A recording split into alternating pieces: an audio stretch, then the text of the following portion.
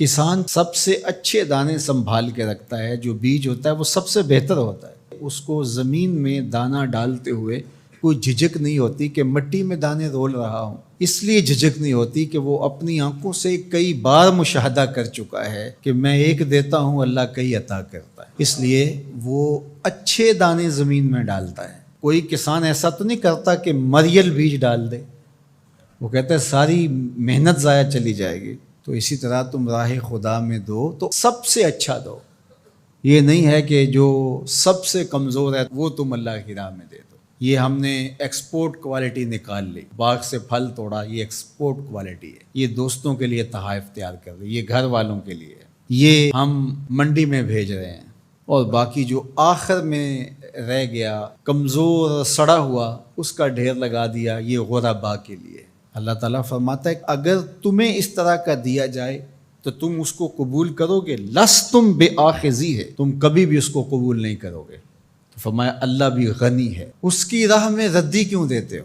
اللہ کی راہ میں سب سے اچھا دو۔ یہ تو پکی بات ہے، جس نے اللہ کے گھر کی تعمیر کی، اللہ اس کے لیے جنت میں محل بناتا ہے۔ اور یہ لازمی نہیں ہے کہ کوئی بہت بڑی جامع مسجد بنائی، بلکہ تتر کے گھونسلے کے برابر بھی اگر کسی نے مسجد بنائی، تتر کا گھونسلہ پوری اینٹ کا بھی نہیں ہوتا، آدھی اینٹ کا ہوتا ہے۔ دوسرے لفظوں میں کہیں، جس نے کسی مسجد کی تعمیر میں آدھی اینٹ دی، اللہ اس کا محل بھی جنت میں بناتا ہے۔ کتنا کریم ہے، اللہ اکبر۔ حدیث پاک میں آتا ہے جب کوئی شخص فوت ہو جاتا ہے تو اس کے اعمال کا سلسلہ منقطع ہو جاتا ہے، لیکن 3 عمل اس کے باقی رہتے ہیں۔ ایسا صدقہ جو تسلسل کے ساتھ باقی رہتا ہے، مسجد بنوا دی، دارالعلوم قائم کر دیا، پانی کا کنواں کھدوا دیا، ہاسپٹل بنا دیا، ایسا سلسلہ کر دیا کہ جو جاری رہتا ہے۔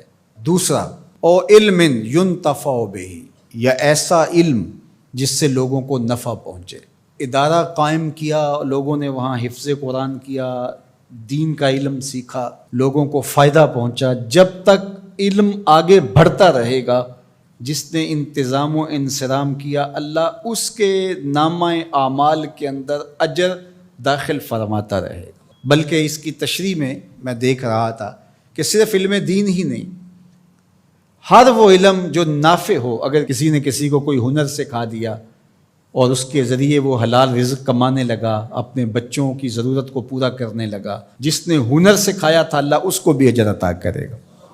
یہ جو بخل کرتے ہیں نا کہ کوئی ہنر سیکھنے آ جائے تو اس کو وہ 3 4 ماہ تک کاج کرنے پہ لگائے رکھتے ہیں۔ یہ ورک شاپوں میں جو کچھ ہوتا ہے، وہ استاد اسے فن دیتا ہی نہیں، چھپا کے رکھتا ہے، 8 سال 7 سال کھجل کرتا ہے اس کو۔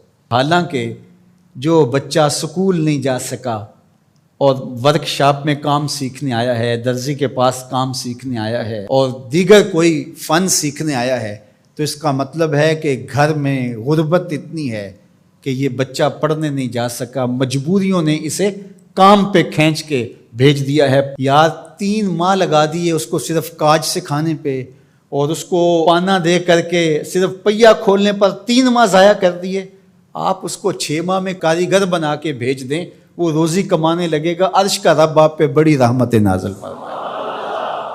یہ کیا ہوا کہ آپ اس کو 6 سال تک اپنے پاس بٹھائے رکھتے ہیں اور 6 سال تک اس کو کام نہیں سکھاتے؟ یہ غریب گھر کا بچہ سیکھنے آیا ہے، ماں روزانہ روٹی دے کے بھیجتی ہے کہ میرا لال جلدی کام سیکھ جائے، بہنیں اس کی جوان ہو رہی ہیں، میں ان کے ہاتھ پیلے کرنے ہیں، اور اس نے کاجوں پہ لگایا ہوا ہے۔ یہ ابھی تک اس کو کچھ سکھا ہی نہیں رہا، 6 سال اس کے ضائع کر رہا۔ ذرا غور کیجئے، وہ کمائے گا، اس کی بہنوں کے ہاتھ پیلے ہوں گے، اپنے گھروں میں جائیں گی، آباد ہوں گی، اللہ اس کے رزق میں اس کے صدقے سے برکت ڈال دے گا۔ یہ کہتا ہے ٹھیک ہے، اس سے بھرپور فائدہ حاصل کر لو، اللہ پر بھی یقین رکھو، وہ تمہیں فائدہ دینے والا ہے۔ تیسری بات ارشاد فرمائی، او ولد صالح یدعو لہ، نیک اولاد جو ماں باپ کے لیے دعا کرے۔ صالح اولاد وہی ہوتی ہے جو ماں باپ کے لیے دعا کرے۔ 5 گانا نماز کی عادت رکھنے والی اولاد ماں باپ کے لیے اسپیشل الگ دعا نہ بھی کرے تو دن میں کتنی مرتبہ کہے گی، ربنا اغفر لی ولوالدی، اللہ مجھے بخش دے، میرے ماں باپ کی مغفرت فرما دے۔ اچھی اولاد ماں باپ کے لیے نعمت ہے، اس کی آنکھوں کی بھی ٹھنڈک ہے، دل کا بھی قرار ہے، آخرت کی بھی بہار ہے۔ اللہ جل شانہ ہمیں اپنی راہ میں صدقہ کرنے کی توفیق ارزانی فرمائے، خیر کی راہوں کا مسافر بنائے، اچھے لوگوں کی سنگت عطا کرے۔